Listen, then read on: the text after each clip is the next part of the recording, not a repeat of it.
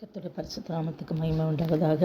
இந்த நாளில் கர்த்தருடைய வார்த்தை சொல்கிறது. எபிரேயருக்கு எழுதின நிருபம் 13ஆம் அதிகாரம் 2வது வசனம். அந்நியரை உபசரிக்க மறவாதிருங்கள், அதனாலே சிலர் அறியாமல் தேவதூதரையும் உபசரித்ததுண்டு.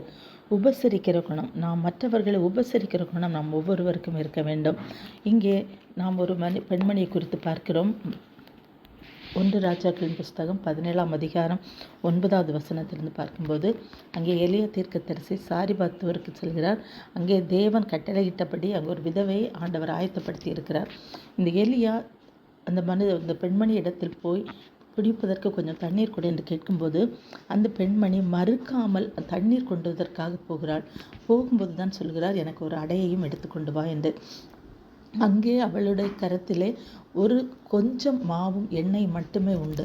ஆனாலும் அந்த பெண்மணி அவருக்கு அந்த அடையை எடுத்துக்கொண்டு கொடுத்ததினாலே அந்த தேசத்தில் பஞ்சம் தீரும் வரையிலும் அவளுடைய பானையில் மாவு செலவழிந்து போகவும் இல்லை, கலசத்தில் எண்ணெய் குறைந்து போகவும் இல்லை. இப்படிப்பட்ட ஒரு பெரிய ஆசீர்வாதத்தை பெற்றாள். அந்த நேரத்தில் அவளுடைய மகன் வியாதிப்பட்டு மரண தருவாயில் இருக்கும்போது அங்கே எலியா அந்த மகனை உயிர்ப்பிக்கிறார். அப்போதுதான் அந்த பெண்மணி அறிந்து கொண்டால் இவர் தேவனுடைய மனுஷன் என்று. 17ஆம் அதிகாரம் 24வது வசனத்தில் நாம் பார்க்கிறோம். அந்த ஸ்திரீ எலியாவை நோக்கி, நீர் தேவனுடைய மனுஷன் என்று. அப்பொழுதுதான் அவளுக்கு தெரிகிறது அவர் தேவனுடைய மனுஷன் என்று. ஆனால் தேவ மனுஷன் என்று அறியாமல் தான் அவள் உபசரித்தாள். அது நிமித்தமாக தேவனிடத்திலிருந்து ஒரு பெரிய ஆசீர்வாதத்தை பெற்றுக்கொண்டாள் என்று நாம் பார்க்கிறோம்.